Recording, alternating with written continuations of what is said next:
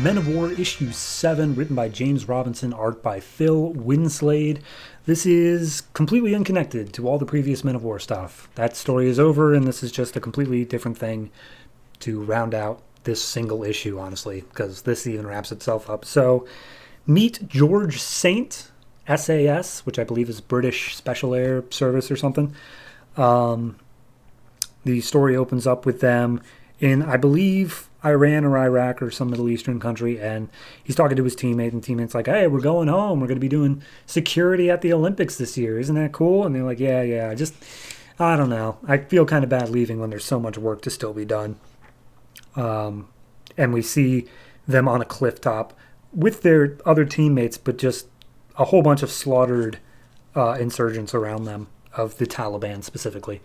And then we get a breakdown of who George Saint is from perspective of the other guy who he was talking to, who I don't think ever gets a name. I think it might be Freddie. Yeah, Freddie. So George Saint was a captain, and he's been like everywhere around the world. He's done a huge amount of missions, even solo ones, but he's always been very hush-hush about what he did. He would just give a location, and that's it. Like he'd say, okay, yeah, I did Iran, or I did Libya, or whatever, and that's it. That's all you would get out of him. He's very quiet like that. But finally a day comes where his entire troop is packing up to all go home, and it turns out that he's actually staying. He's got 3 more weeks because he wants to be able to wrap something up, and he tells his teammate, like, all right, yep, I'll see ya, or, maybe I won't, because as the teammate laments, there's one thing that he knew George had to stay behind for, and that's the leopard. And then we get a backstory here of they went around and their entire job was killing Taliban higher-ups, just dismantling the organization as a whole and making it so it would crack under the infrastructure.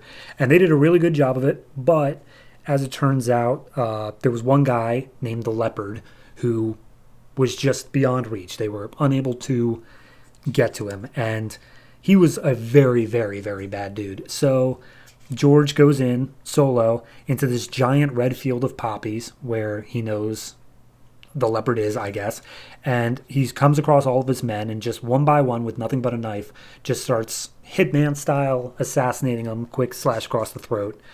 And he makes his way through, and as he kills the last guy, Leopard is standing behind him with a gun pointed at him, and he's like, all right, well, how'd you find me? And he's like, I'm good. How'd you find me? He's like, I also am good. Also, you killed all of my men. And they start having a little conversation about how educated the leopard actually is. He's not just a mindless brute. But the leopard makes conversation about the poppy field that they're standing in. And apparently, I guess in Britain they have Remembrance Day, which involves them wearing a poppy for the fallen soldiers or whatever. And he's like, so why do you set fire to my poppy fields? And he's like, well, you're using them to make heroin, so kind of a big difference. And Leopard's like, all right, well, do you think your men will mourn you when you're dead? And he's like, oh, I'm not going to die. And he immediately lunges at Leopard, gets a slash off on his leg. Leopard fires, misses. George puts his knife into Leopard's arm. Leopard picks him up by his throat. George kicks him in the nuts.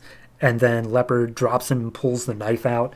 He lunges after George. George dodges the knife, knocks it out of his hands. But then Leopard just starts strangling George. And as he's doing so, he's like, you really thought you could kill me, just one man? I've done so much more than that. And George manages to spit out, like, I already killed you.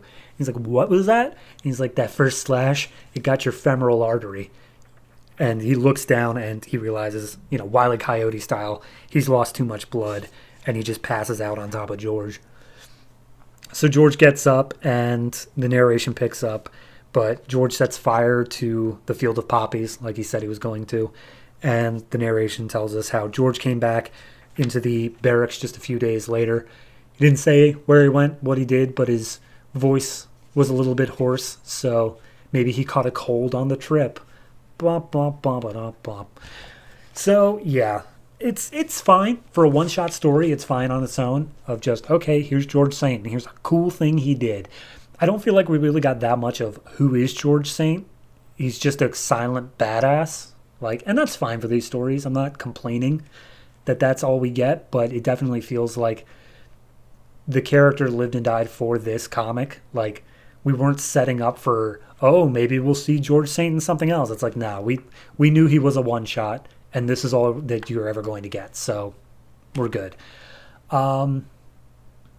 It did feel kind of like a backup in that way, and that makes sense. The artist, at least, I'm not sure if James Robinson, but Phil Winsley did a lot of the backups for this comic before this, so that kind of makes sense in that regard. I did like it. I'm not saying that it's bad. The art style was very good. It had this painterly style to it. The red poppy field definitely stands out. It makes it very visually interesting the whole way through.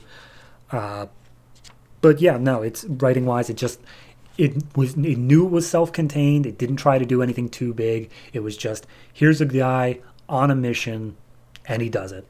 The end. Like, okay, that's all you need. It's not amazing. It's not blowing my hair back, but it's also not bad in any way. So overall, I'm going to go ahead and give this one a 6. It's good. It's a fine issue, but again, it just exists on its own. It's not meant to be anything bigger than what it is. So I can't really grade it for anything bigger than what it is. So yeah, 6 for this. And there's only one issue left, which I believe will also be a standalone. So we'll see how Men of War ends then.